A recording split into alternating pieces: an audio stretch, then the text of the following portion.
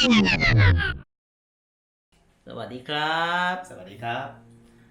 คลิปนี้จะเป็นคลิปที่เรามาไล่บันไดเสียงหรือว่าไล่สเกลนะครับสเกล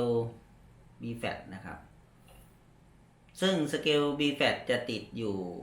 กี่แฟลตสองแฟกครับติด2แฟลตคือ E B กับ E ครับมันจะมีส่วนเรื่องรายละเอียดเดี๋ยวเราค่อยพูดถึงเรื่องทฤษฎีนะครับทีนี้จะมาไล่คู่กับขลุ่ยนะครับว่า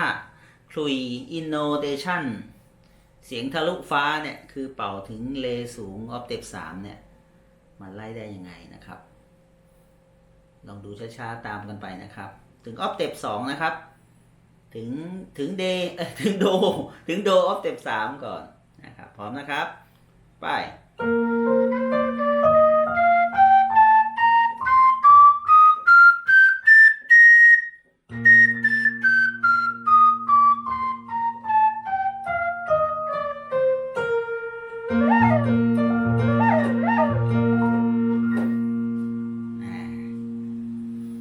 สำหรับคุณคุย innovation มีขายทั่วๆไปนะครับซื้อที่ครูเพลินก็ได้หรือว่าซื้อที่ครูทัศน์ก็ได้นะครับส่วนราคาช่วงเดือนสิงหา